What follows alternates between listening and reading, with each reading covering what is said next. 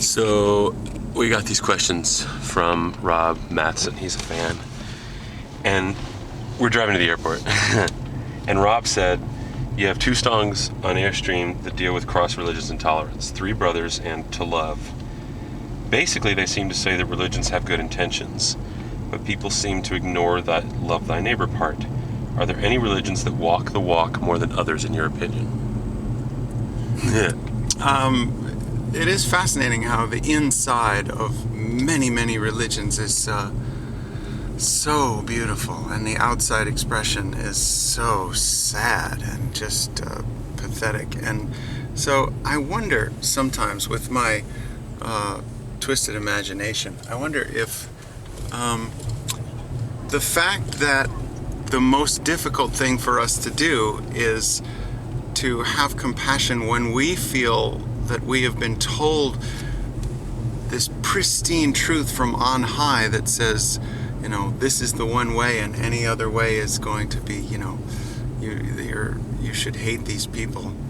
And yet we are told at the same time by the same religion that we're in that, you're supposed to love your neighbor. And what does that mean, neighbor? And when we're pressed, or when that outrageous carpenter was pressed on it, he told a story of someone who was way beyond the pale, who was, not one of those that we should ever respect and think of as our neighbor, and suddenly that was the one he was saying was closest to the truth of the religion. So it's fascinating to sort of ask, how are we to walk this? How are we to reconcile this? And so the question is, are there some religions that are closer? And I would say, in terms of the technical syntax of the sentence, probably not. Maybe Buddhism.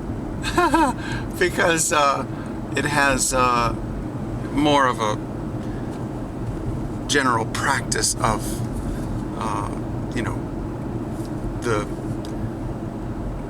not being in the illusions of your own grandeur and all that. But I think each religion gives us an opportunity to find the heart of it, the inside of it. And everyone's heard the expression, there's the church within the church. There's sort of the people who really know it, the people who get it, and then there's sort of the seat fillers who kind of pay the bills.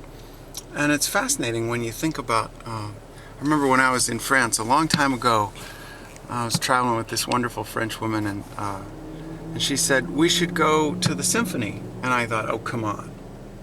Why would we want to go to the symphony? The symphony is, I remember going to the symphony when I was a kid, and you'd have to get dressed up and wear that ridiculous little red suit with the brass buttons.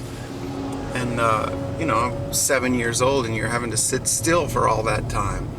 And it just seemed like the stuffy people in the lobby, they didn't understand what music was about. But she smiled at me and she said, well, in France, we know better. We know that the patrons of the arts don't necessarily get it. But we know that the creators of the art create it for us. And she smiled with that glimmer as if to say, let's let them believe that symphonies are for the rich and famous because they pay the bills. It takes a lot of money to put an orchestra together. And yet the people who get it are the people who could never afford it. And it's the same for religions in some ways. The people who pay the bills because they want some thing named after them, and they create the infrastructure for it.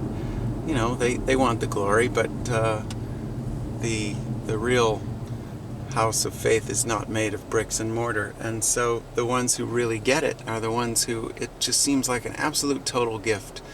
And the tradition has been preserved by this grand institution that may not be able to deliver what it says it is giving, because the people who are in it maybe for reasons of institution and membership and pride and identity and sort of the tribal thing.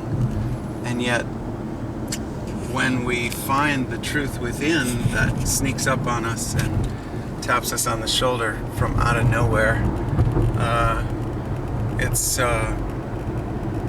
striking how it feels like this is a gift that has been passed down just for us. So I think it is a wonderful combination of all we get wrong and all that's right. And like everything, we have a choice of to throw the baby out with the bathwater with the cynical view of, oh, look at all the problems it solves, or realize that, well, there is this awesome transformation that happens. You feel it. It's obvious. And if you were to bite the hand that feeds you and say, the truth must be wrong because of how the institution deals with it, I think it's kind of missing one layer of wonder of how these things have always been passed down to us. Pristine truth sometimes passed along through dirty hands, and it is an interesting combination of shame, sorrow, and glorious gratitude. So that's how I make my peace with it.